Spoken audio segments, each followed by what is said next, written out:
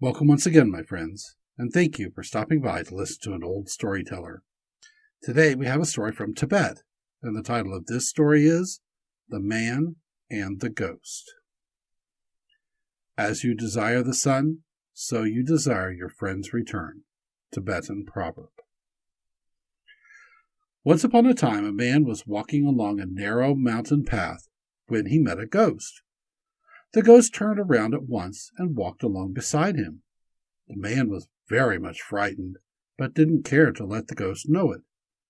Pretty soon they came to a river which had to be crossed, and as there was no bridge or boat, both had to swim it.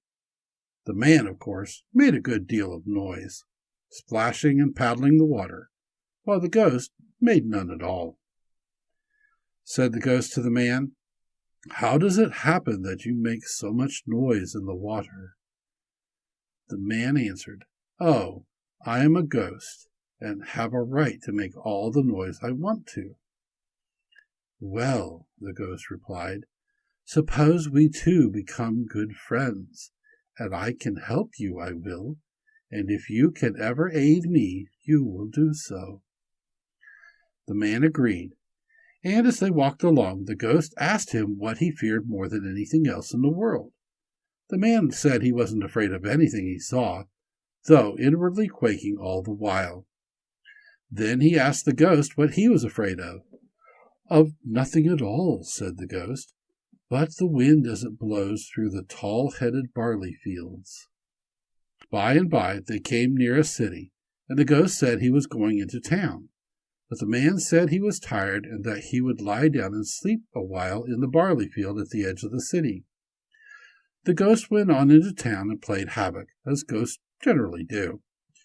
He proceeded to steal the soul of the king's son, and tying it up in a yak hair sack, carried it out to the edge of the barley field where the man lay asleep, and called out to him, "Here is the soul of the king's son in this bag.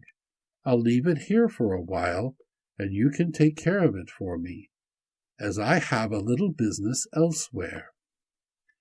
So saying, he put the sack down and went away. The man now disguised himself as a holy lama, begging samba, and, carrying his prayer wheel and the sack, started for the city. When he arrived, he heard at once that the king's son was about to die, and he knew what was the matter with him. So he went to the palace begging, and the king's chamberlain said to him, "You are a very holy man. Perhaps you can do something to help the king's son get well." The man said he would try if they would let him in to see the king. When the king saw him, he said, "If you will heal my son, I'll give you half of all I have, lands, gold, cattle, and everything." So the man said he would. He took his yak hair sack, sat down on the ground, cross-legged, as all Buddhists sit, made a little idol of samba meal, opened the sack, and thrust it in, allowing the soul to escape.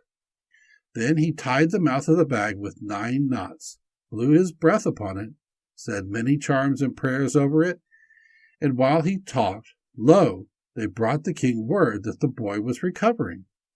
The father was so pleased and happy, he kept his word and gave the man half of all he possessed. The ghost never, so the story goes, came back or claimed the sack he had left with the man, and the man thought, perhaps that is the customary etiquette between a man and a ghost. Thank you once again for listening to this story. If you enjoyed this story, please press that like button. Also, please help an old storyteller out by subscribing to my channel. The next story will be posted in a few days, so until then, may your story continue to be a good one.